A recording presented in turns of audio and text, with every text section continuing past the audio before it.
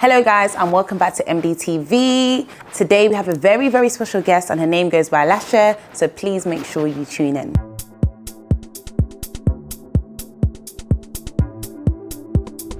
It's just like if I don't put stuff out, like that's why when I watch your TikTok, like you post at any time, anything, you don't care, and it's just like it's so nice seeing someone just be themselves. I think it's more ignorance. Like my friend literally asked me the other day and I was like, I don't think about it. I don't have the capacity to even think about it. I just do what I need to do and I just drive forward. Have you always been like that? Well, yes. I'm very impulsive. Yeah, no, I see that, but I love it. I think sometimes it helps, but it's also a character flaw. Why'd you say that? It's not because of being impulsive in life. I get what you mean. When I first came across you, I think it was that African parents video. Oh yeah. And I remember watching that and I was thinking everything you're saying is true, like I agree with. And I just started like binge watching your videos. It was just funny. Oh, that's nice. And then I remember I was thinking, your name's LOL. You know, I'm thinking, what is she trying to say? And I was like, oh my gosh, LOL, LOL. And then yeah, to kind of the underlying, it's everything I'm saying here, it's like actually like literally laugh out loud. Yeah. And I remember watching your stuff and what I like about your TikTok, you're very like, people see you a lot. I don't know I think TikTok loves you because I feel like you come on people's pages a lot and it was easy to recognize you, obviously because you have your short hair. Yeah. I think it was blonde at the time actually.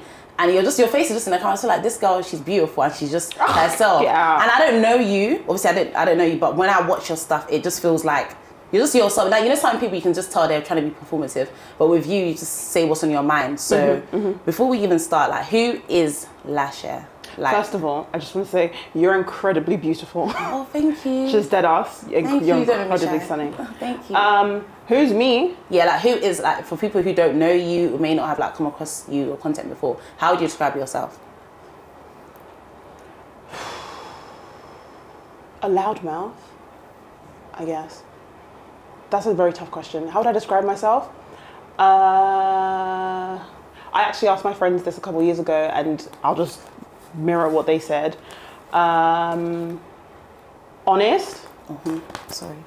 Compassionate and honourable. Those are the words they gave me to describe myself. So they're your friends described it. Would you agree with that? I think I could be more compassionate. And at the time I don't think I really understood the meaning of the word honourable. And now that I know, I try and walk in that a lot more. Like, I think for a long time I know that I'm not a nice person. Really? I know that I'm not a nice person. Like, it doesn't come naturally. Not to even cut you off. There's a difference between kind and nice, right? Thank you. Because I've started to realise I don't think I'm a nice person, but I think I'm a kind person. Literally, you took the words right out of my mouth. But I'm not a nice person. I understand I'm kind. Why do you say that for yourself? Well, because I feel like niceness is pretentious, and I'm neurodivergent.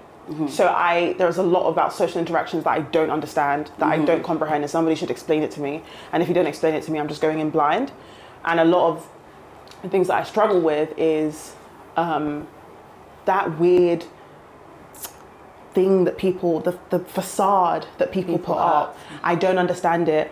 It's not like you don't honor yourself by doing that, and you lie to everybody else by lying to yourself, and it's just a waste, because then you'll look back like 10 years ago like, oh, I wish I wasn't doing that. I wish I was more honest to myself. So I'd rather be honest and regret being honest than be a liar and lie to everybody that I know. So you can't put up a facade? I cannot put up a facade. That's like me. Not even for a second. I feel like you can just always tell my face as well. Like, if I'm not like happy about something, I just can't. My facial reaction will just show you that like I'm not happy. So you said honest, but you said you are kind but not nice. I don't remember the words anymore. Yeah, kind but not nice. I agree. That's why I am too. Yeah. And kindness requires the tough conversations as well. For me to say, okay, babe, like I'm gonna be dead ass with you, and then address like critique, because niceness is just like, with politeness and all that, but kindness requires difficult conversations as well, and growth. You seem very self-aware. Like, I feel like you seem like you're very in tune with yourself. Is that something that came with a lot of like unlearning, or you just always been like this? Because some people, they will say like, oh, I've always been this self-aware, but you seem like you're very specific with the way you are as a person, if that makes sense. That's a great question.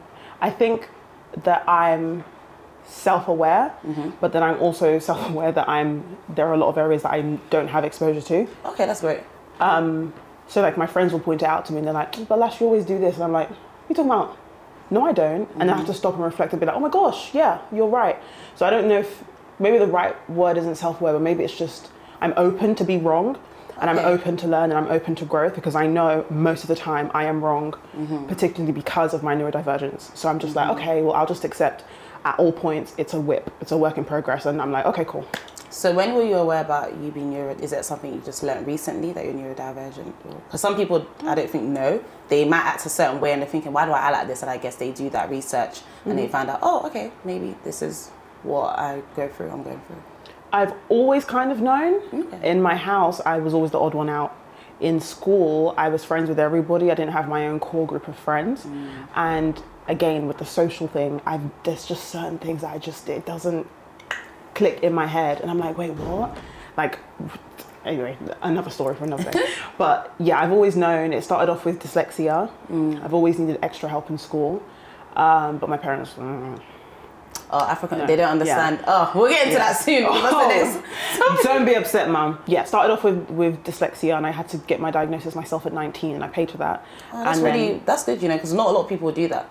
I mean, I can't suffer.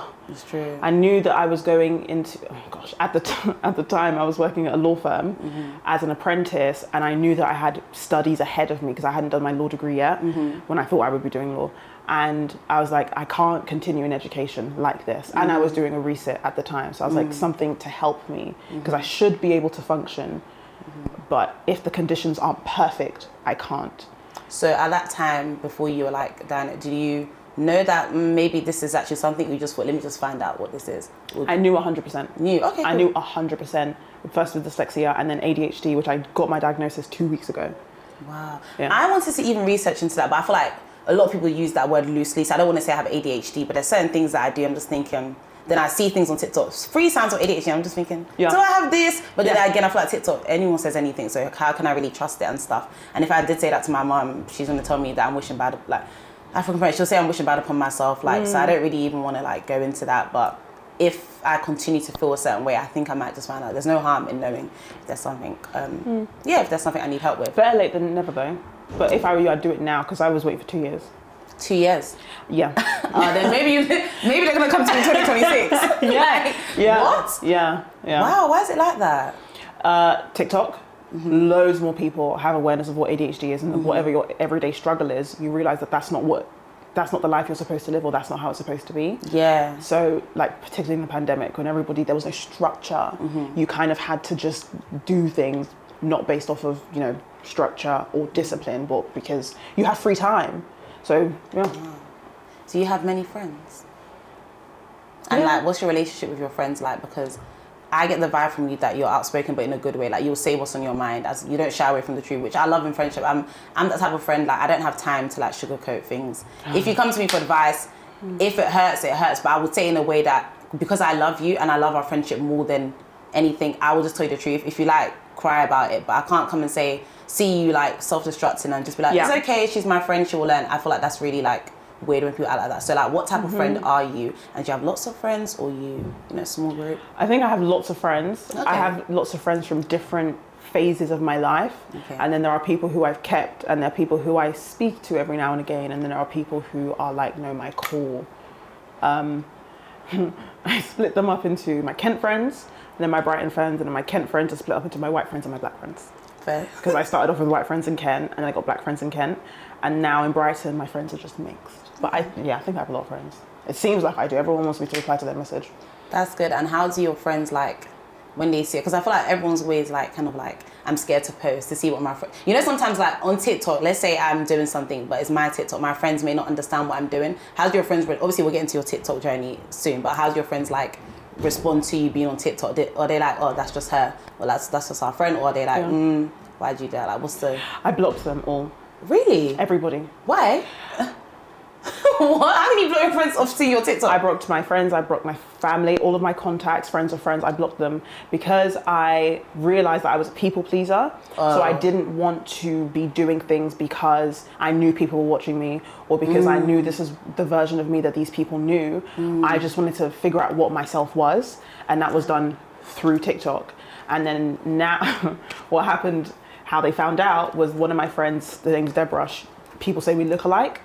So people started coming up to her. I feel like, because I watch your concert, is that the girl that does makeup? No. That's a Deborah, but that's not. Okay, at least I knew. I've been watching you, so I know. But people kept coming up to her because she's about in London, like London Bridge, and people came up to her like, oh my gosh, I love your videos. She's like, what are you talking about? And this one day someone pulled it up and showed her. She's like, that's my friend Lasher. Like, that's not me. And that's how they found out. How can you block your friend? But you know what? I feel like that's, sometimes you actually have to do stuff like that because you want to like elevate in your own sense. And even sometimes with me, when I put content out, my friends, obviously they always support me, but it's just like, I don't even want my friends. I want other people that I don't know to like receive my video and stuff. So I just feel like, because I feel like my friends, they're going to naturally really support me. If they don't, I guess that's a bit weird. But I want my videos to reach people that I don't know, people that don't know me or don't know anything about me, and they're just watching something and they're getting impacted by it. That's what I like, and that's like my type of goal and stuff. So let's go back to African Parents, because I think that was the first video I watched of you, and I can't remember what you were saying. No, I think you were talking about like, I think you said like snatching your power back. Yeah. So can you give me a bit of insight? Let's say you from the ages of maybe like 16 to 20, how was the relationship with your parents, and what made you realize that like, I can't continue to live in this hierarchy of power where they're like African parents I need to listen to, and I'm just this individual that just needs to submit to everything they say. Like, how was that journey for you? From 17 until about 19, it was relatively okay because my mom was in Nigeria for a year. No, not 19. From 16 to 17, my mom was in Nigeria for a year, so it was pretty calm. So who are you living with? Just my dad. Okay. But and my siblings or the rest of my family, and I didn't go to uni at 18. I did a gap year, but I was resitting one of my A levels that I was predicted an A in, but that's why I did the dyslexia, because I was like, oh, the conditions weren't perfect, etc. Whatever. When I didn't go to uni until I moved out, very tumultuous, and I think, number one, it's definitely me, but it was also a growth period for my mum and my dad to kind of trust that I knew what was best for me, or to trust that even though I didn't know, I was figuring it out, because to them it was like, go to uni, and I was like, no. And then I said, I'm going to do an apprenticeship. And they're like, what even is that? Like, what the heck is that? You better go to uni and be happy. And I said, no. So even after I finished the apprenticeship, I didn't want to go, so I didn't go.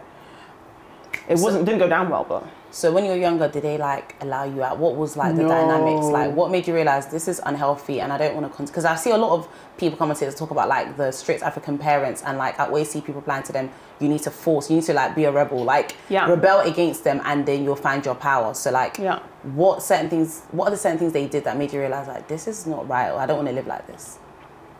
My rebellion came later on in life. Okay. So like I said, the time I didn't go to uni beforehand, we weren't allowed to go out. I lived in Kent, and the closest big place was Blue Water, and I wasn't even allowed to go there until I was about 16, 17 by myself.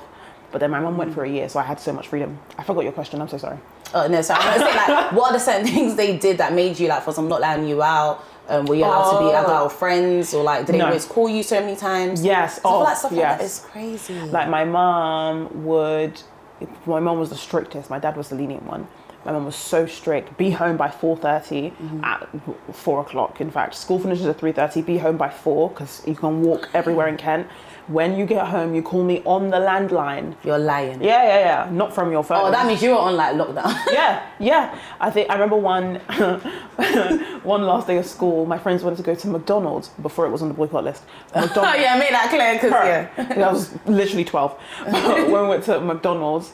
And I had literally saved up £2.50 for a Happy Meal. And I just said to my mum, oh, some of us are going. I didn't tell her beforehand because I knew she would say no.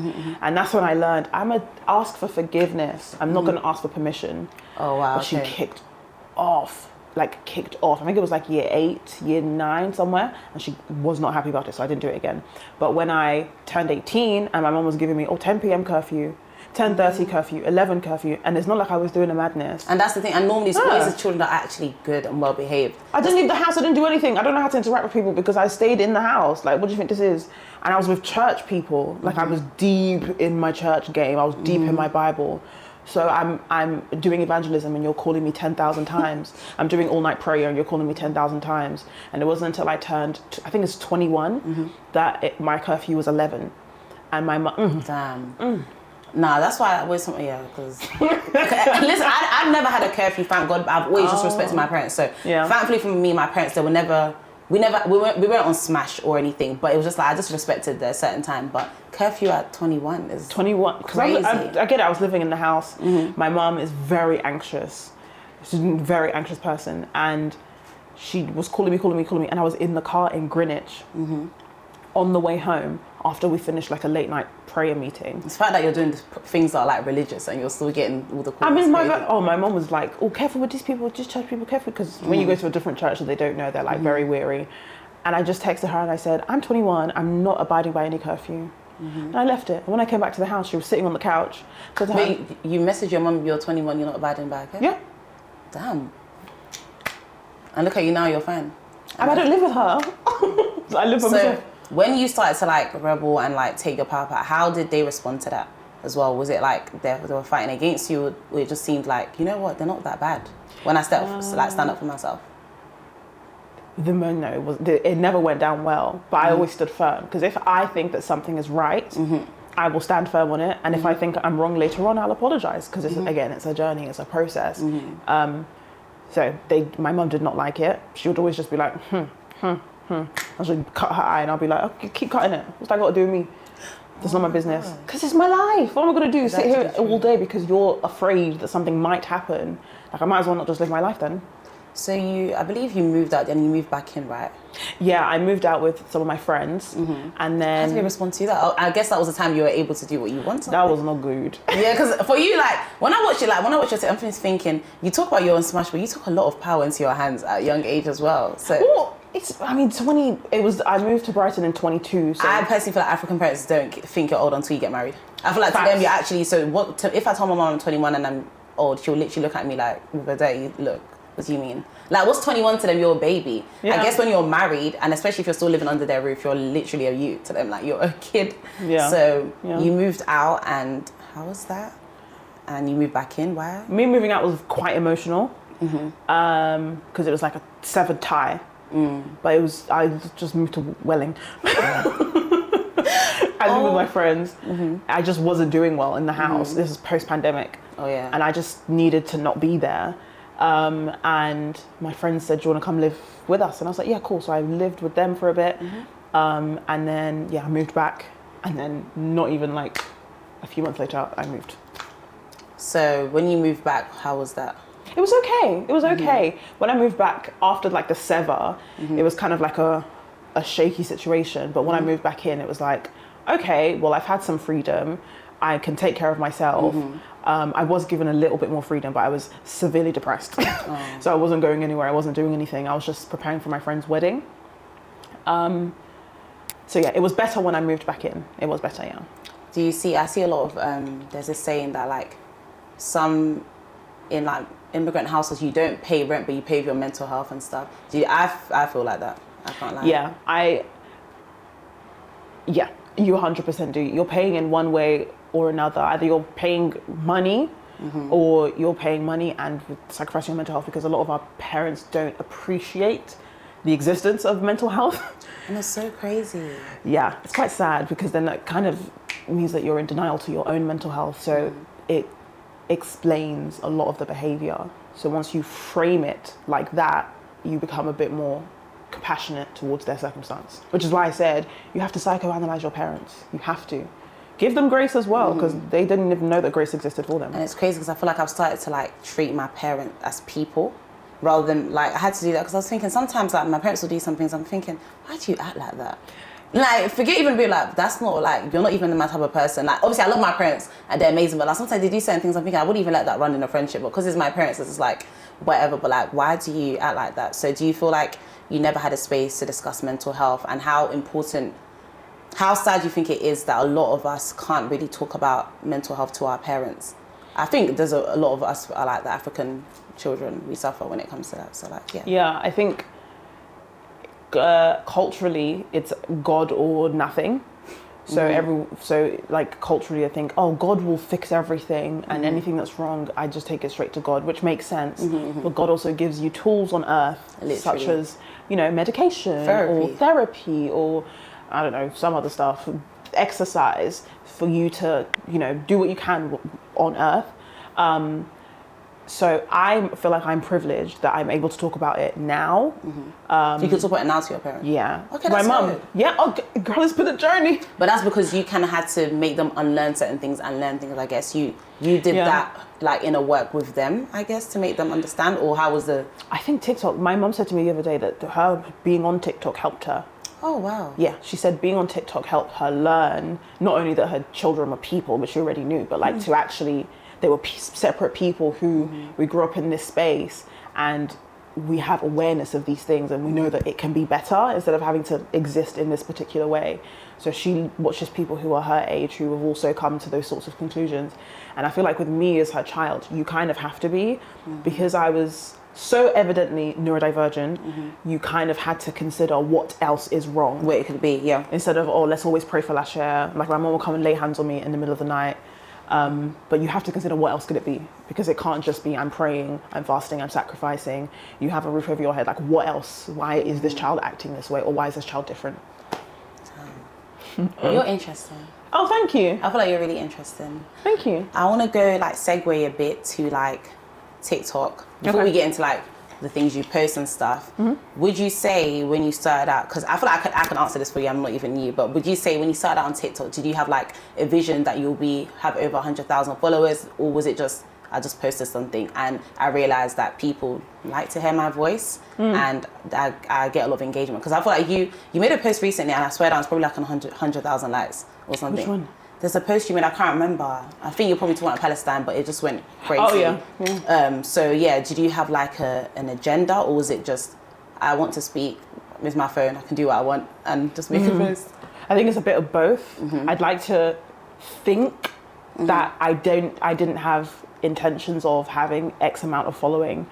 And at the time, I really needed it just to get the thoughts out of my head and begin that process of getting to where I am now.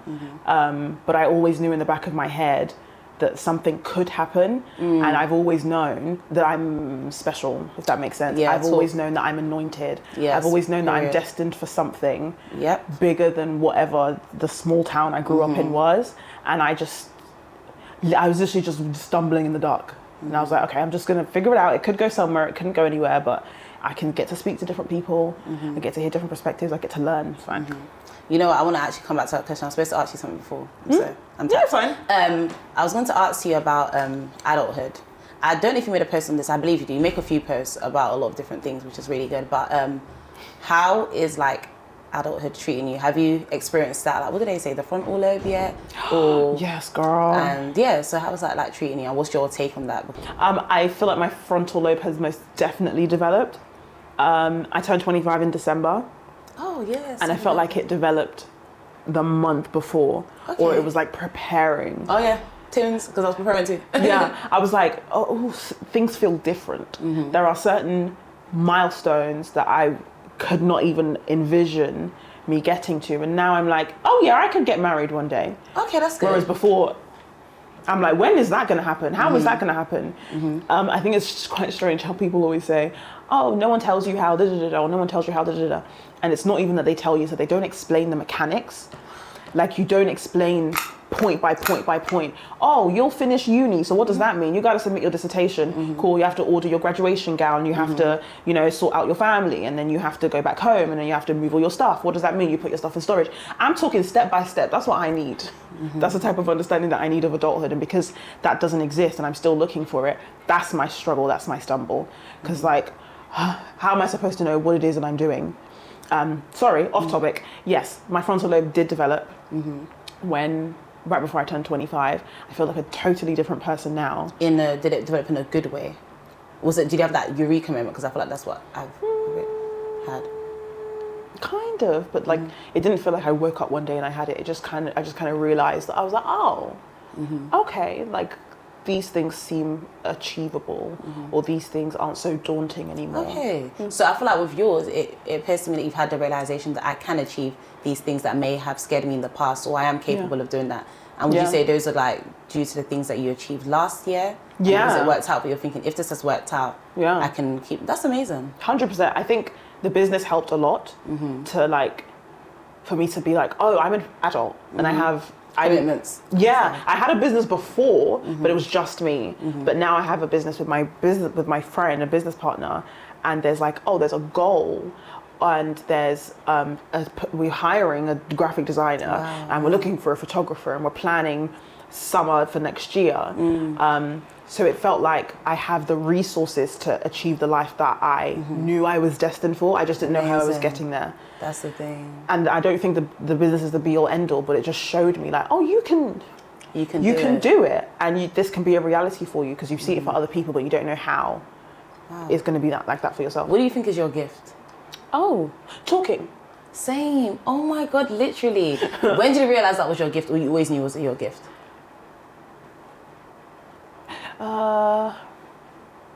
I guess maybe when continually hearing you articulate things so well is such a big confidence boost, because I'm very insecure about my intelligence. No, I was insecure for you to be here because I couldn't breathe. I was thinking, what? Jaden, didn't I say like, I don't know if I'm going to be able to do this? Why? Because you're so well spoken. And it's not you. even like, certain people, they're well spoken, but I want to hear what you're saying. Like, that's why I said, like, when I first came across you, I actually watched your TikToks, because you just seemed like you just put words together. And it's not like you're trying. I guess it just comes to you. You just know how to articulate yourself. So I like to listen to you. Thank you. That's very kind. Yeah, that is your gift. So I guess, is it because people kept on saying it to you? Yeah, I mean, I could always talk, but I felt like a lot of the times when I was speaking before, it wasn't of substance. And then I had to stop talking and reevaluate and actually put thought behind what I was going to say, which is why now, if you ask me a question, I'll look and I'll be like, okay, organize the words in your head and decide what you want to say and then say it. Because I can talk and I can say nothing of substance for 3 hours. And I think that's good as well, because with me, sometimes I can speak for long, but nowadays, if someone asks me something, I'll take time, let me think of it first, and then answer, because then I get more clarity in it. Yeah. Or just saying, wait, just give me 1 second, rather than like... Just open your mouth and talk. That's amazing. Yeah. So do you feel like... What's your gift, talking? Yeah, I think my gift is speaking. I think my gift is speaking, because I feel like that's just my gift. And for a long, long time, I was thinking... Hey, English is hard. For a very long time, I was making other people's gift my gift. Ooh! Only because I felt like my gift, it's taking long for my gift to actualize for me. It was taking long for me to get opportunities in my gift. Like, for example, I have friends that can do hair. They can get a client, they'll pay them, they make money. That's how they're making their living. But with me, it was just like, I have this gift, but what's really happening for me and stuff. Yeah. But due to me wasting so much time thinking about other people's gift, it's preventing me from pouring into my gift. So I feel like the times I took thinking, how is this going to happen for me? If I spent that 1 year of consistency of like doing what I'm doing now, I would have been at a different place. So I came to that understanding this year. So I said to myself, Mariam, like, just try. Do not be afraid of being seen, and just do it and just see what happens, rather than fixating on what Jessica or someone else has doing. You just do what you need to do. This is what God's given me. I didn't ask for this gift. Yeah. He thinks this is how I'm going to provide for myself in the future, maybe one day. So let's just see how it goes. So facts. That was like I had that exact same moment. I had to tune out all of the voices, and there's flipping eyeliner under my nails. Sorry. I had to tune out all of the voices and just be by me and God. And I'd be like, okay, what do you want me to do? What should I be doing? And then if I get the urge or I get the vibe, I'm like, okay, this is what I should do. And that's how I ended up in Brighton. Wow. Because I didn't know. I finished working at that horrible firm, and I was because you said you did that. Was it for 2 years or something? Yeah, so I did one apprenticeship in business admin at a smaller law firm, and then I worked at. Oh God, if I tell you the story, girl. Tell me the story, because. Do you want to tell the story? Yeah, what happened? Okay, so didn't go to uni. Got a level 3 apprenticeship. Didn't go to uni. Your parents were confused, but they allowed it, I guess. Yeah, because it was under the guise of resetting A levels, which it was what I was doing. But I got sick on the day and anxiety, and it just didn't work out. But yeah, I did a level 3 apprenticeship in business administration at a law firm. Found out about degree apprenticeships, which is where you can get a free degree whilst working. I've done that, or not gone to uni. Girl, them is hard to get. I know. They're so hard to get, and every one I would apply for over the span of 3 years, I would get to the last stage, and then they'd choose the person with the higher grades. And I'm like, okay, cool, not a problem. After I finished my first apprenticeship, I worked in another law firm for a few months, and I kept saying to one of the partners, like, you should do degree apprenticeships, you should do it, look into it. She's like, yes, we have been, whatever. And then I got this opportunity to work at a really big law firm. to do another apprenticeship, and they wanted me to, the same agency that I did the first one with, wanted me to be the first person to do it. And I said no. I was like, no, that's not what I want to do. It was in project management. And it was legal project management. I was like, that's really not what I want to do. I don't want to do it. And here's where I fucked up. Because I was in that smaller firm, and I kept thinking about that opportunity, kept thinking about it. And on the last day I applied for it, got through, they offered me the position, and I was sat in church. In church. I knew I was going to get it. The minute I was like, if I interview for this, I'm going to get it. My sister said, you're going to get it. I knew I was going to get it because I was that good of a candidate. And the last day I had to decide, I was sat in church, and God told me, do not do it because you will suffer. Hey, and you need to listen because I didn't listen. I didn't. Why do you feel like you didn't listen? Oh, I know exactly why, because I had not done what I was supposed to do. Like I hadn't gone to uni, and I hadn't, done what my parents wanted me to do. And they were still kind of on my backs, and me getting an offer from this caliber of law firm was a big deal. And my mum and sister were super, super excited. And I thought, right, well, just tough it out for a year. You've proven them that you don't need a degree to end up here, because they're not even here. And they work in the same industry as you, and this is a big deal. This is number 2. So just accept it, get them off your case, be happy. And God said, don't do it. Don't do it. Don't do it. I didn't listen. Literally in church, it was like 11, because my church did like Tuesday night service. It was 11, and I had to tell them by midnight. And at 11:30, I just sent the email like, yes. The guy's name was Rory. I said, yes, Rory, I'll accept the position. Thank you so much. Cool. The suffering I suffered. And you're so it was when sometimes what we want is not good for us. Like there's a saying like, so what you think is good for you is sometimes not good for you. And because it's a big opportunity, even, how do I say it? It's not every opportunity that you should grab. And but when you're in a place of desperation, or a place of like, I need something to move for me, anything that seems good, you will take it. But now that I guess you will never do that again. Like you listen. You know what's worse? After I left that interim firm that I was at for a couple of months, and I started at the new place, I got word that they had started the apprenticeship that they've been dying for them to do. I've been dying, and then I applied, and they had like a meeting with everybody, and one of the partners came up to me and they said, oh my God, where did you go? I was looking for you. And I was like, what do you mean? She was like, we wanted you to be the first. Really? I said, what? She said, yeah, we were looking for you to come and offer it to you so you could be one of the first apprentices to do it, but you had left. And I said, so God had been preparing this for me. And I left, and he told me not to. I just had to exercise my faith. Crazy. So I was like, nah, bun that. Never again. Wow. It was ridiculous. I felt like such a mumu.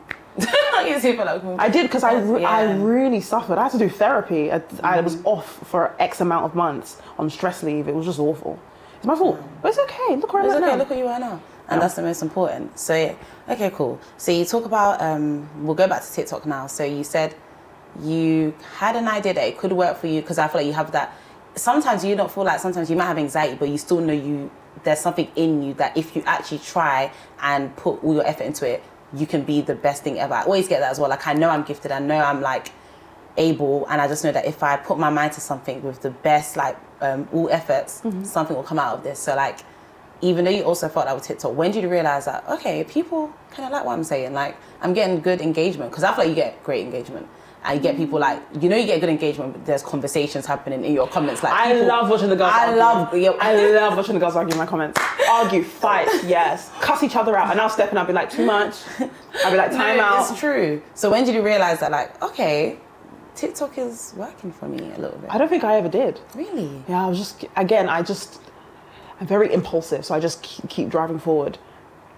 Maybe the Kim Kardashian video. That's my most viral video. Is that my most viral video? I think it is. I don't remember. What video? What did you say?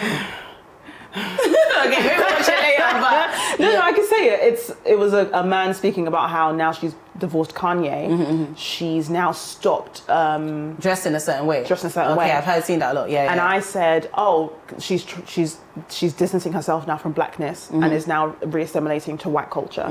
And it's all of a sudden she's now a white girl again. They did now 17 million. They did not like that. They didn't like it. It's true though. They didn't like it. But it's the truth. But I also, putting that into context, he was dressing her. Yeah, he did. He was. So I'm like, okay, that's fair enough.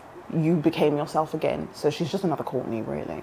How important is it for you as a black woman to be unapologetically like vocal and not caring if you're going to be pictured as the angry, obviously the typical saying is angry black woman or like just argumentative? Like, how important is it for you to use your platform to speak and not care what people say? Like, and how do you even get there?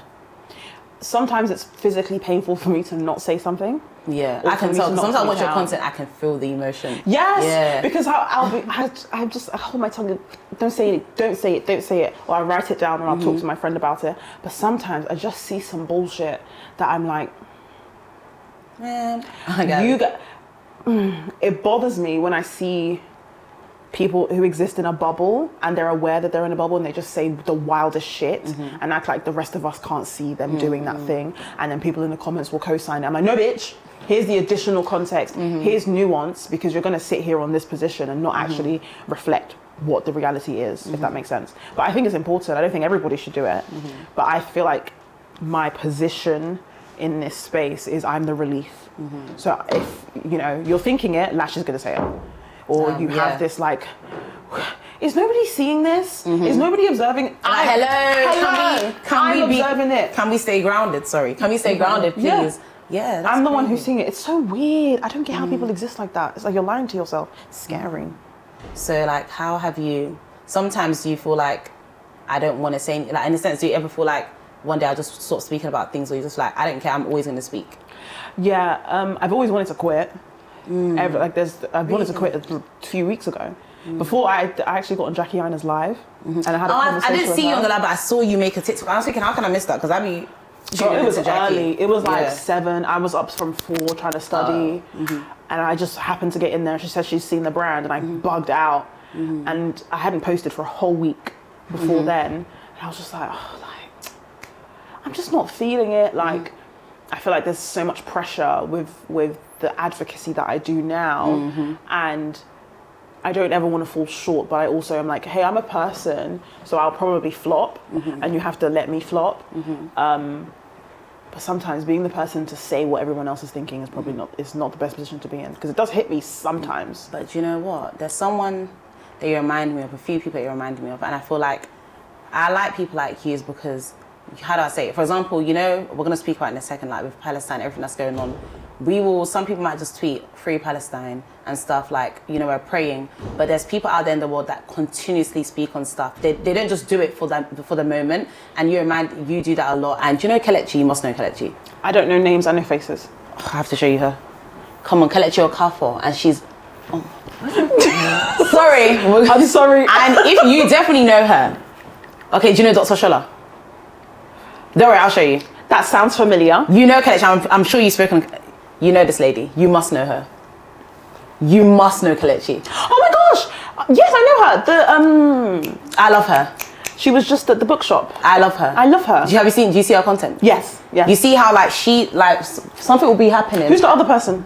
Let me show you. Dr. Shola. Like, something will be happening and we'll be like, free them or RIP, but you guys continuously speak on it, bring awareness. I love people like that, because you can see you're not just doing it to be performative, like, because sometimes anyone can just say free Palestine, but are you doing the reason? Are you putting things up like you always put stuff like, and I love people like that. Sometimes I even look at myself and I'm like, okay, Mariam, you said free Palestine, but what are you really doing? I check myself, I'm going to be honest. There's people in this life that continuously bring attention to people who are suffering and stuff, or like, you just don't put a tweet and leave it. You're always on the top, and I love that so much about you. Like, when I watch your content, thank you. It's just beautiful, because I'm just thinking, you didn't have to do this, but you're doing it. And regardless of how many, obviously you have a lot of followers now, but I'm sure even if you had 5 followers, you would still speak on it. And it's just like, some people, they speak on things because like they're being forced to. Even now, what's happening? Everyone's getting blocked. The block. I'm seeing so many of them. I'm thinking, who are these people that are coming out and how scared? Hey, so we don't have that much knowledge to speak on this, and it's just like, but please, education is very nuanced. Like, what's happening right now is so nuanced that I like to take a high level view of everything and put it into like puzzle pieces. And the block out, there's so many different conversations to have, and I feel like my videos are me explaining how I understand something or explaining the way that I see something.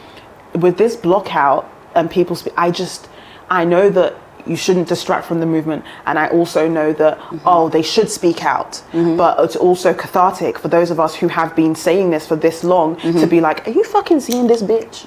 Like, are you and seeing it takes them out just one influencer to speak, and then everyone. Who was this influencer that spoke, and then now everyone's speaking? And you just made a Erin Hanema, she's wonderful. She's doing an amazing job. She's advocating. She's utilizing her privilege. Someone on TikTok said that using your privilege is like wrapping a blanket around somebody and letting them just be. Oh, wow. And that's basically what she's done. She's utilized her platform and her privilege to get other people to speak up about the things that people of color or minoritized creators have been saying for months, and things that Palestinians and Arab creators have been saying for years. Wow. It's crazy, but it's endearing, and it's also disappointing, and that both of those emotions, you can explore them, but some people would say that the disappointment aspect of it is not worth exploring, which requires a degree of privilege to even say that in the first place. But we'll move on from that.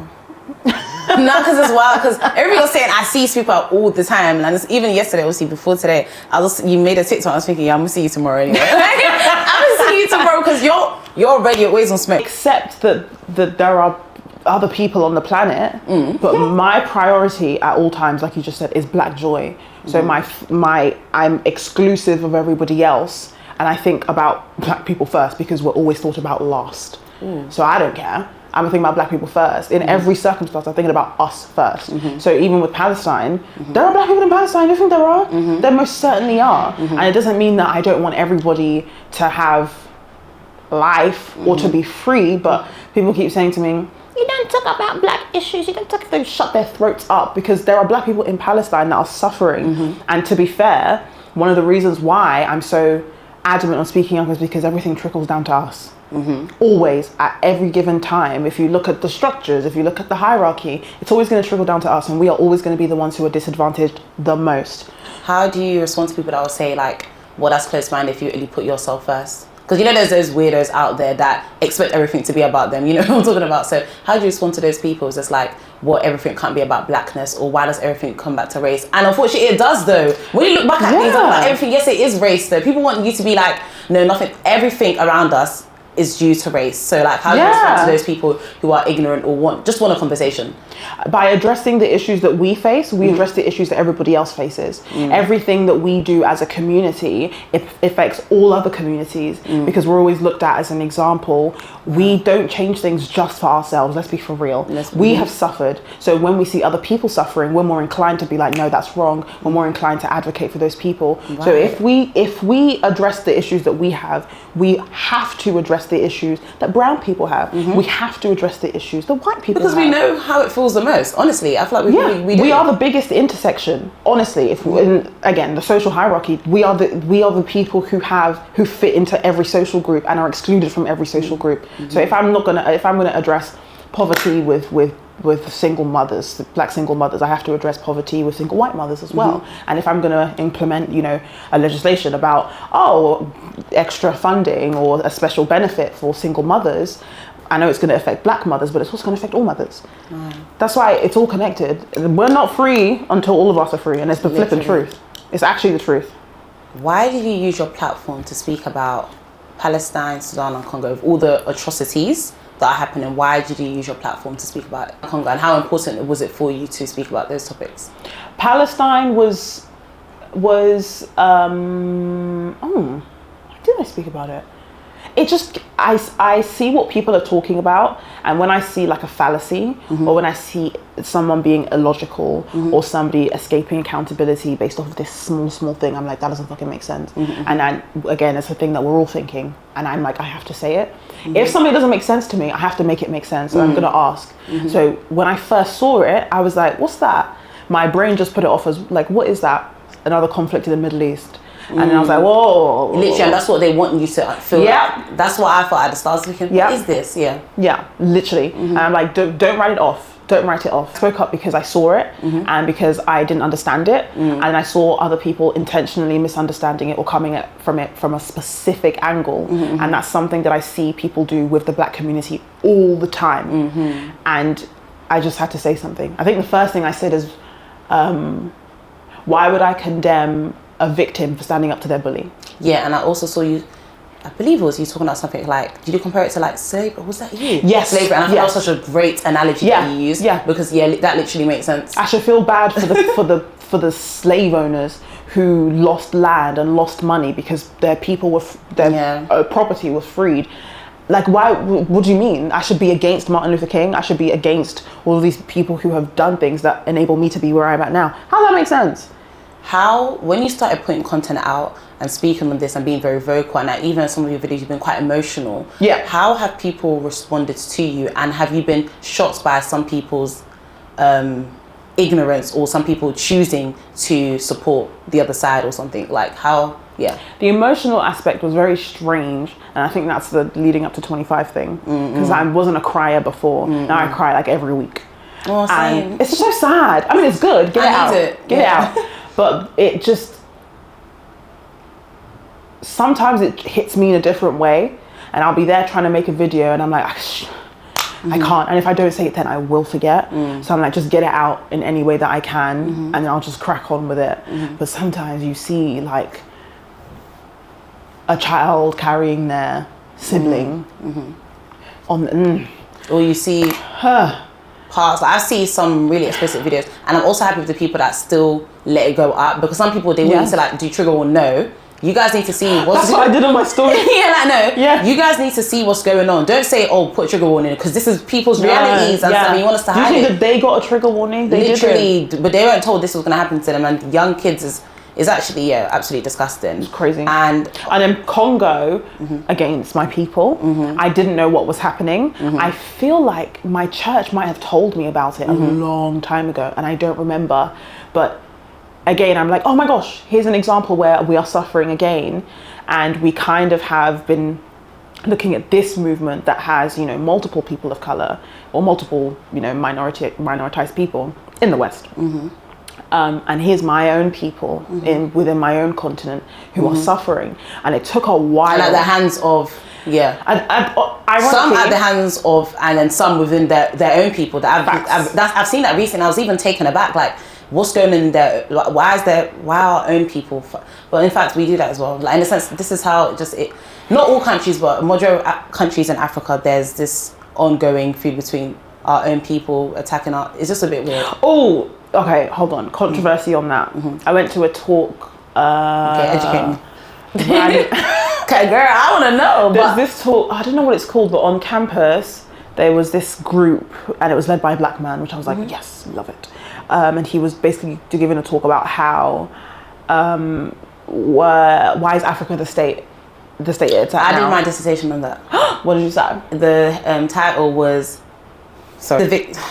blaming the victim, a case study analysis of how corruption and poor leadership in Africa intertwine with the impact of colonialism. That's the exact, like, that's almost word for word the topic of the conversation. This was my dissertation. You did well. That was the first, of course, like that. And young, black, and gifted. Like, when I say that dissertation, I was just like, we're suffering. Or we suffered. But literally, whatever you've written in there, 100%. Like, I feel like a lot of the times we look at the symptom as opposed to the cause, and we say, oh, we're always fighting internally, but it's all the trickle down effects of colonialism. It is. And it's almost as though the effects of colonialism is in our DNA. It's in what it literally is, because it still is. Y'all be throwing away dark-skinned babies and only wanting, will be bleaching your skin. You see how some African parents act when they get a light baby?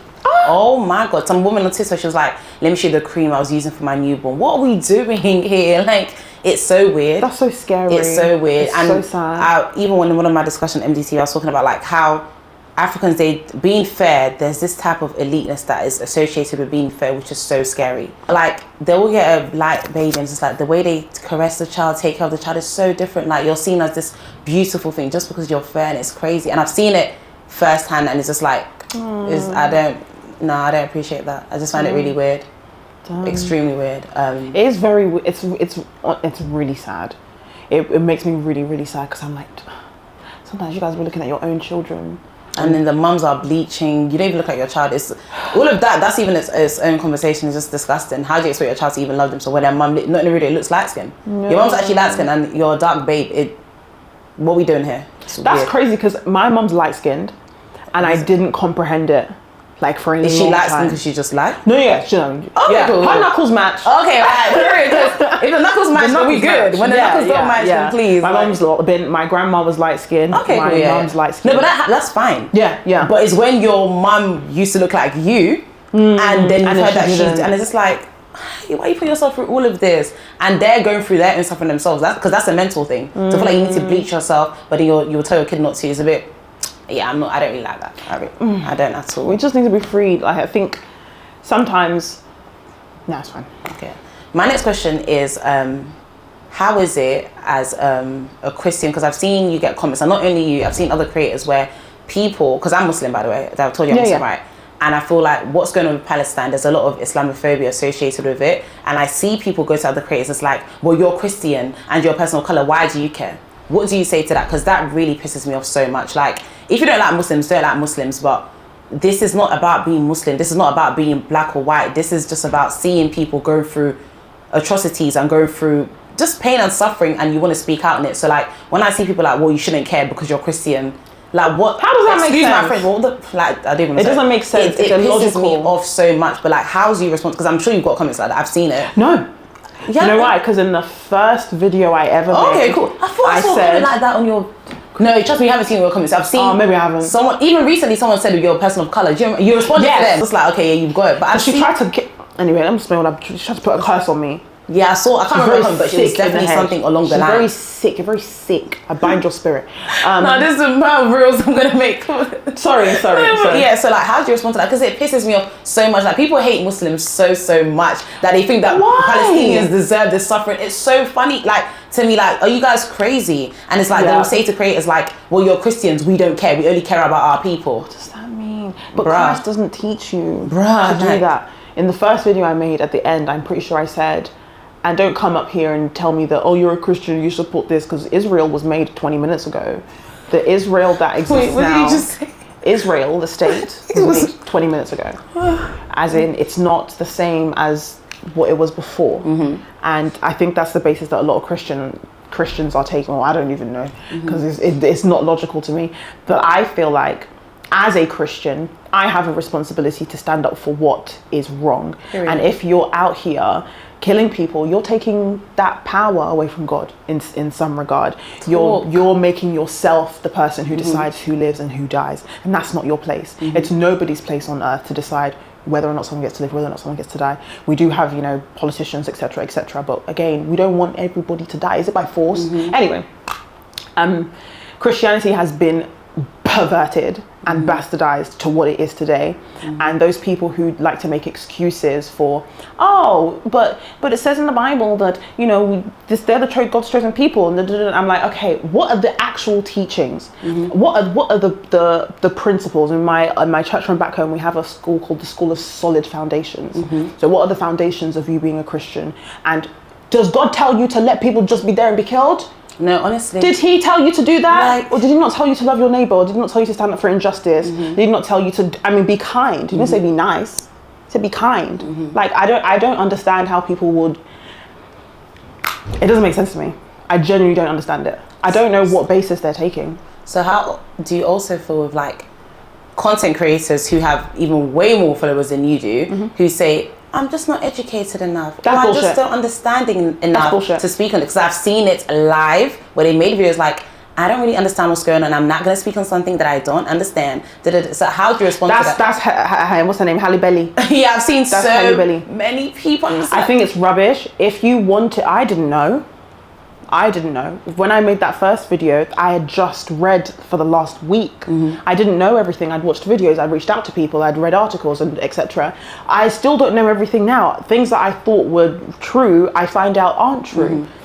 You have a responsibility on this planet to say, I'm going to give a fuck about somebody else other than myself. And that's one of the reasons why we have so many issues, because people don't give a shit about other people. I was going to say that. You can think that, but a lot of people don't care. Yeah. I thought people... Sorry. I thought that people cared about other people. No, they don't. And people will shock you. And my pastor always says, people are not people. We think that they're people, but they're not. They're just self-serving, like, creatures. If you want to say that you you aren't educated, it's because you don't want to be educated. That's a fact. Because we don't sit there for a degree and go to an exam and don't prepare for it beforehand. I think other people, those other creators have prioritized money or their career or their reputation, brands over humanity. And I also understand that some people of color, creators, have more to lose. So I understand the apprehension on that. But when you are a very privileged person and you have 10 million followers, white blonde hair, and you can pretty. No. Hashtag Taylor Swift. I've been seeing so much people saying why she didn't speak, and I don't think it was you, but I literally saw a TikTok and someone said all Taylor Swift needs to do is go, hey guys, was it you? No. All she needs to do, hey guys, thank you for signing up for my tour tickets. I've just realised that this is what's going on in Palestine. If you do love me and you're support of your Swiftie, please go and donate to this or do your research on this. This shouldn't be good. Like, that's all she needs to do. It. Like, when I say, she has power. 15 seconds, that's what I never knew the amount of power she had until this year.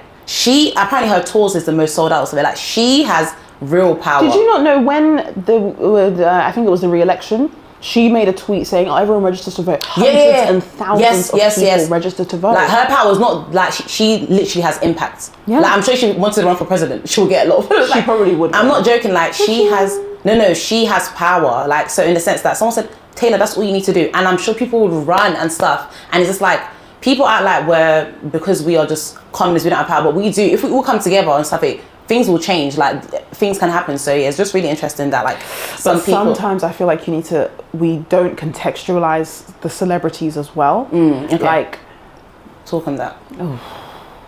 I don't want to get cancelled, but I think if you will take it. I want to hear. Sorry, I don't mind. I think sometimes some people are like, you should have said this, or you should have said this, and you should have said this. And I get that they have a platform and they have responsibility, but people aren't contextualizing that. Sometimes I might already have this contract signed with Garnier months ago, and I can't back out of it. Otherwise, they'll take everything that I have. However, there are creators, and I commend Jackie Aina, intertwined pro-Palestinian content by making a Palestinian dish. She didn't make any like massive, crazy statements, but she just showed her support. And that's the bare minimum that you can do. And these celebrities are going to all of these places and they're appearing at all of these events and raising funds or whatever, and they're flying here and they're doing whatever. How reluctant? I'm sure, like, you get some not kind messages, I guess, and stuff. How does that always make you feel like, I just want to stop speaking out? And have some brands not, or do you ever feel like some brands may not want to work with you, or do you care? Or have you experienced that yet? 100%. I think I only care, first part of your question, I only care what Black people have to say about me and other people of colour, because why should I ever care? There's no valid reason for me to care. Fundamentally, the only people who can hurt my feelings are Black people. And sometimes I'll make a video and I'm like, just relax small, I said earlier, I feel like if you're living in your gift, things have to happen. It's written. Like, if God has given you a gift and God said, this is how you're going to make your bread, why wouldn't it work for you? Because this is the gift you have, so something has to give. So I feel like definitely don't change your content, but do what works for you and stay, as you said, you're honest, so stay true to yourself in that process. I've had to turn down some stuff and I'm like, it doesn't feel right. It doesn't feel right. Like, I had a potential in conversations with one of the boycotted brands and I didn't realize, and I was just talking to my friends about it and I was like, guys, I have this thing in the works. And then my best friend was like, Lash, aren't they on the list? And I was like, no. Do you think with the platform you have now and the things you say, it comes with responsibility? 100%. And how does that make you feel? 100,000 billion trillion %. I don't like expectations, because then I feel like I have to behave. I have to alter my behavior again just to meet that. But I am very much aware. Like, even with my business partner, I'm like, you can't move crazy because what you do reflects on me. Oh, for sure. And I have to answer for you and you have to answer for me. And I'm conscious of that when I'm making videos. Sometimes I'll say something, I'm like, oh, delete. Because I'm like, there's definitely, like, well, humans make mistakes, but there is a certain responsibility you should have. Like, you can't be saying to everyone, don't go to Starbucks. And then you do family in a Starbucks. It's just like, I won't follow you. Like, I don't like hypocrites in it. So it's just like, no. And your content is very authentic. So if you did that, I'll just be like, girl, what's going on? Like, to be honest though, if I did it and somebody took a photo of me, I would fess up to it. Yeah, I was there. Yeah, I did do that. And that's the truth. You know, people come and they just lie. Who can keep up with a lie? Who can do that? And with me, I feel like you're someone you always say, like, you can't bully me off the internet. Like, who's gonna beat me? Who's gonna beat me? Like, who's gonna beat me? First of all, who's gonna beat me that my best friend is not gonna beat your ass? Period. There's nothing, what are you gonna do? My best friend will beat you left and right. What do you think this is? I saw a TikTok of you recently, and you were talking about please block me. Like you said, I don't mind being blocked. Like choose your peace, and I love that as well because it's like if you don't like me, it's fine. Block me if that's gonna make you happy. Block me if that's gonna make your algorithm or your TikTok for you page. No, but it's because there are some pro-Palestine people who are liking my content and following me, but then they're seeing my videos, me talking about black issues, and they're disagreeing with me. Oh, so you see me helping, supporting you, but you see me support my people, and that's the problem. Yeah, so I told them, get the fuck out of here. Oh, yeah. This is not a space for you, bitch. And as much as you're like, this is not only for Palestine, you can speak on whatever you want to speak on. And if it's about your people, I want to speak about them 10 times more. Like, what? One of them tried to argue with me, saying, nobody's oppressing black people. I said, you know, it's crazy. When I click on their page, I'm thinking, are you real? Because I always feel like, yes, you're saying this with chest. With your... You know, I need to learn how to find somebody's IP address. No, like I'm about to take a course on it. I need to learn how to. No, it's the highest level of ignorance and the highest level of privilege to be a part of a minoritized group and intentionally ignore the sufferings of another minoritized group. Wow. It's ridiculous. It makes me so angry. My last two questions to you is your confidence and say, has it been a journey? I think I can ask you this, but I feel like coming to the end is kind of good for me to like understand that again. Has it been a journey to be where you are today? Because I feel like, as I said, whatever you put as what I receive. And when I watch your content, you seem very self-aware. You're also aware that you're not perfect, but you're also aware that you're trying and you're not making a facade. Like you are who you are. You don't make to be like, and this different person on the internet. So how has your journey of like really believing in yourself, being confident in yourself and just understanding this is me and I'm happy the way I am and I don't care if I don't look a certain way, I don't care, I'm a black woman, I'm beautiful and I'm just happy to like how's that journey been for you, accepting yourself and regardless of like you saying you have ADHD, being neurodivergent, like how's that for you? It's like a mind map. I feel like there are always different lines at any given, ouch, my ankle. Wrist, my gosh. I even said yeah, but you know you didn't do like, girl. Yeah, scary. It's because of this. Your bangle's really pretty. This is from Zara, but this is before. This is probably like how much is that? More than £10. I don't want to talk about it. Yeah, I can tell already because I paid £20. Oh, for one bangle. I paid £20, and then a week later, I found out that they were Zionists, and I couldn't find the receipt. No, you don't. I was £10 for one bangle, but this is so. Oh no, it's two bangles. It's two bangles. Two bangles. Okay. What, £20? £10. Please, all. Okay. Find this one on AliExpress. Honestly. Yeah. Everything in Zara's on AliExpress. I've been seeing that a lot, that you can literally take a picture of it. Yeah, you'll find it. I forgot the question, I'm sorry. Yeah, so basically, how has your journey of confidence gone to, like, from where you were 16-year-old Lasher to now? Oh. How? Are you sure 10 minutes is not going to be... Okay, cool. Let's just talk for now. You need to come back, but yeah. Okay, hold on. Okay, so 16-year-old me, had just come out of being a coon and had Dr. Uma would hate. Dr. Uma would hate. Dr. Uma would literally hate that. I grew up in Kent. I was listening to Taylor Swift. Oh my God. I was listening to the Jonas Brothers. I was a believer. I was in Kent and I was one of the few black people in the area. So I assimilated. Wow. My sister was always deep in black culture and I was always aware and participated as well. But I also had my own Demi Lovato rock, 1975. I've never got that. Catfish and the Bottomman. Yes, girl. Oh, thank you. That's such a compliment. Yeah. And then I went to sixth form and I met black people from South London. And I was like, oh, hi. I remember a coon. So I was like, pretending to be somebody that I wasn't, and they could so obviously see it. And this one guy said to me, Lash, you don't have to pretend to be like them. Like holding your hands. Yeah, yes. His name was Brandon. He said, you don't have to pretend, shout out him, see now a coon. Because a coon, and also when I say coon, I mean like a betrayal. Because he said to me, you don't have to pretend to be like them, right? And I was like, you're talking about my friends like that? I didn't see the love that he had behind it, the intention he had behind it. I said, don't talk about my friends like that. I went to tell my friends and then he got a licking. Oh wow. Okay. So, I mean, it wasn't good, but shout out to him now because look where we're at. So I spent sixth form pretending to be somebody that I wasn't, but I really wanted to be in Black British culture, but I didn't know what it was. I didn't understand it because I was so much in white culture. And then I literally didn't speak to anybody, kind of isolated myself and went on my own journey to kind of figure out what it is for me. And even till today, the most helpful thing is to see other Black people just existing, because sometimes I'm like, oh, I didn't know that I could do that, or oh, I didn't know that Black people did that, and I'm like, you're just a person, like you can do whatever you want to do. So yeah, one of my twongs of confidence is, you know, realizing that, oh, you're a Black person, but you're also a person, so you can do whatever you want to do. And I think a lot of my confidence is also ignorance and impulsivity. I'll just go head in and I'll do something, and I've always been like that. I also don't like to be controlled by fear. Working on it. I say now as an adult, fear doesn't come from God, and I'm not having no bitch ass devil controlling me. Period. But when I was younger, I loved the adrenaline that I would get from being afraid to do something, and then the other side of it is like, whoa.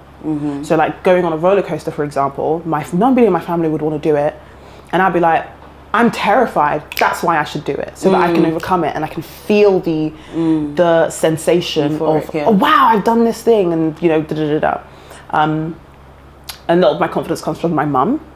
My mum taught us that we are special just because we're her children. Amazing. Like, you're special because you're my child. Like, you do not have to do anything to be special, you are it. I'm special because I'm, 100%. Yeah, because you're, I'm like, no, who's talking to my kids like that? Who's doing that?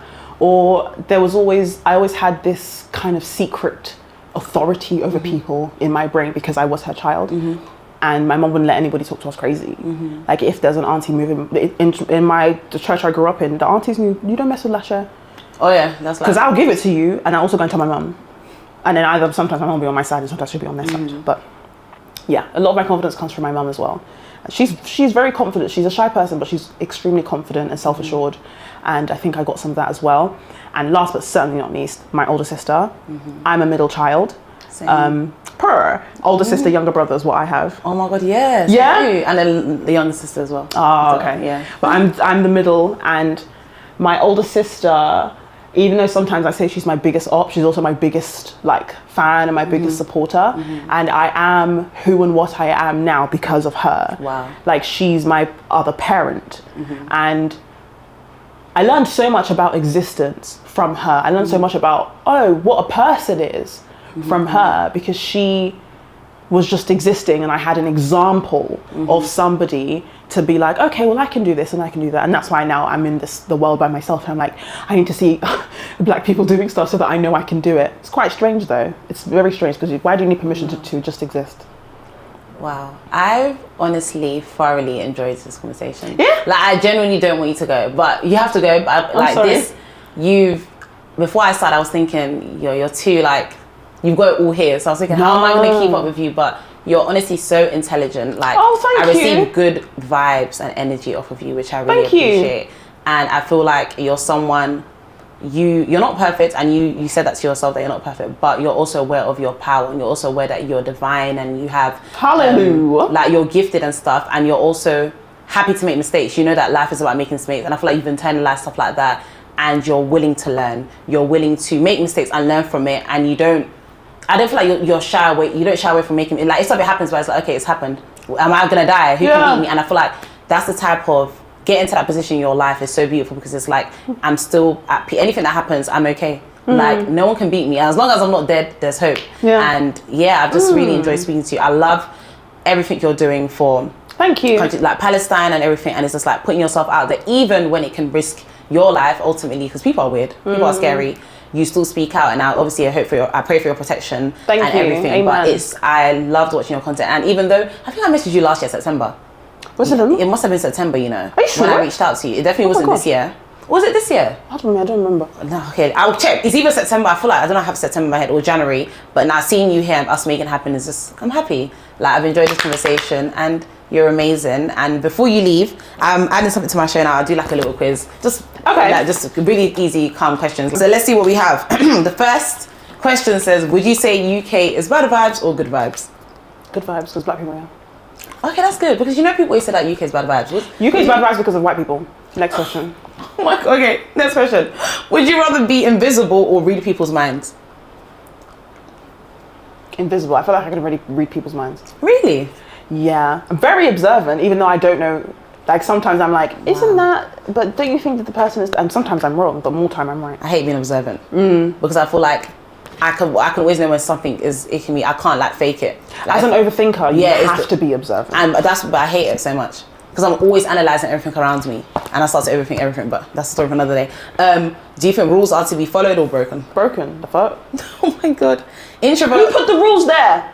It's true, you know. And why do they put the rules there? Because they want you to behave a certain type of way. It's true. Meh. Introvert or extrovert? Ambivert. Okay. Yeah. Fair. Night in or night out? Night in. What am I doing? Do you like going out? No. I don't understand what am I supposed to do in a club? Okay, no, that I hate clubbing. What am I doing? I've been, but I hate clubbing. But like maybe a day party. No, what am I doing? Okay. I don't understand. Like what? So what do you do for fun? I go to the cinema. Okay, that's nice. I go to the beach. I go to the bookshop. I work.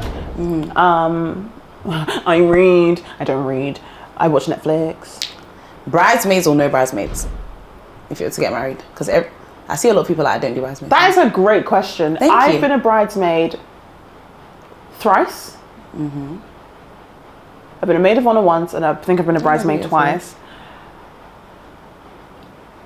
Oh, that's a tough one.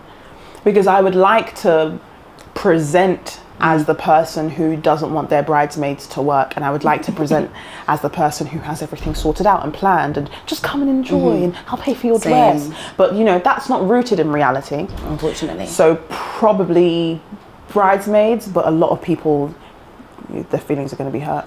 Same. I know what you're going to say to this, but wigs or natural hair?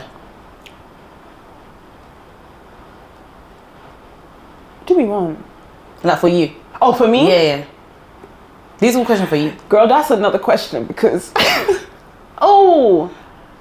I love your hair like this as well. Thank you. I think I'll say natural hair because I used to hide behind wigs because I didn't think that I was beautiful. Can I tell you something? You know you're pretty when you can rock short hair. I could never. Like, no, I wouldn't. Like your hair, the way you look, your chat is so I promise you, any girl that can do short hair like you is pretty. No. Only pretty people can go short or bold. I do you swear know that I live by it. No, you have a face, and you don't just have a face. You give face. You could a bajillion% do it, and you would eat it up. I want to go short, but not short. Like I want to go short with a wig, like a short. You know them like a short pixie. I want to try. Do you want to see a picture of me? The pixie? Let me see. I actually want to try it. That will prove to me if I could ever go short, because I would never like that. For you to do that, even dye it blonde, you're that girl. Like I've been so many different people over the years. You're literally that girl. Over the years, I've done it. I like you in a wig as well. I've seen you in a wig. Thank you. I like you, but I think I prefer like your short hair. What's an accurate photo to see? This is what I want to do, something like this. Do you know who I want to go to? Honey Hand? Yes, of course. This is a Honey Hand wig. Look, 2016. Oh my God. Girl, I've been DMing you. Respond. I love Honey Hand. Yes. She's the only person I'll trust. Look, that's little me. Damn. Oh my God. This is my 18th birthday. Your 7th face, so beautiful. Can you do this again, please? What? The pixie? Yeah, that's so nice. I've been DMing the Honey Hand girl, revitalize my wig because. But you can't. She has her booking link. Doesn't she have a link? I already have one. She just needs to. Yeah, but if you go to her booking link and then maybe I don't know, but she's amazing. That's a good point. She's literally she's amazing, and I can trust her service. I just know she treats people normal. And she'll do it as flat as your face. She was so nice. Like when I was young. And that's you went in 26. Imagine her now. I don't think she was that expensive. I think it was like 80 quid or something. I think now she's like £200, 200 something, and that's maybe starting. So that's really calm though. But with what she gives, I think that's fine. You have it I still have it under my bed. I have really so many. Girl, I have so many wigs under my bed. You used to be a wig babe. Yeah, do you see?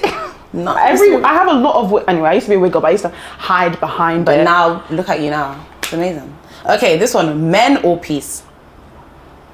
Peace. I only just started to like and respect men. Okay. Because I feel like women are conditioned to not see men as people. We're conditioned to see men as this weird figure of a man.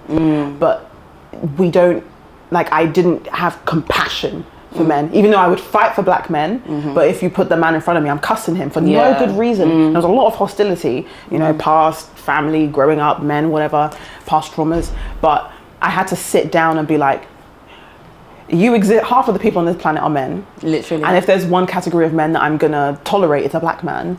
So I started to try my hardest to have intimate conversations with them, and it wasn't until I spoke to one of my friend's Abel, and he was telling me about his anxieties, and I was like, yeah, they go through. oh my God, you're like you have feelings, you have emotions. I feel that, but a lot of black men don't express that, and they don't. Well, to me, that's what I need. I need a black man on my show that's going to really talk about that, because that's a conversation I really want to have. Next question: to love someone or for someone to love you? To love someone.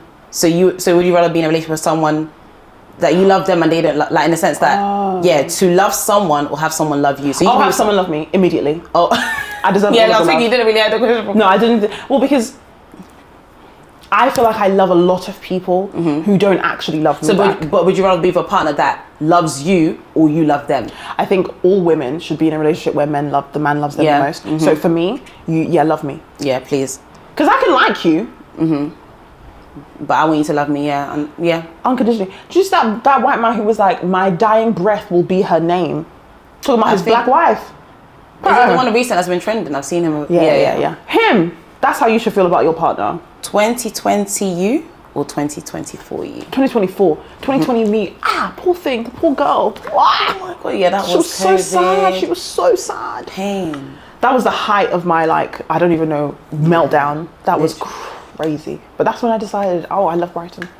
And look at you now. But 2024, 2020 me, pray for her. But that's what my question is. No, I'm so sad. I literally do. I'm trying to do this. I think it's just fun. I just ask anything. I probably ask you like cats or dogs next. But dogs.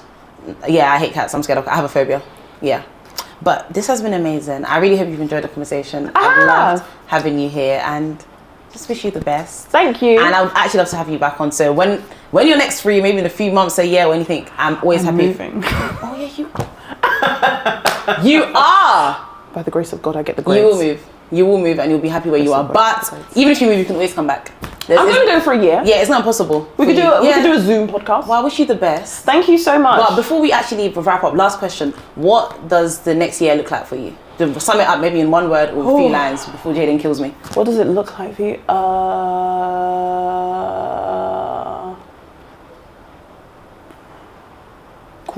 Growth. That's such a cop-out answer. No, and I think that's right. Growth. Such a cop-out answer. Change. But it is growth. It's going to be like uncomfortable growth. Like you're going to move to the other side of the planet and be by yourself, and you actually have to. There's no distractions. You have to address your emotional issues, and you have to address all of these things, girl. You can't just. And there's nobody around you to crutch. I wish you the best. Thank you so much. And I'll actually try to keep in touch where I can, but this has been amazing. Yeah, more DM me. And I'm so happy. Well, thank you for having me. I'm really grateful. This is my first time.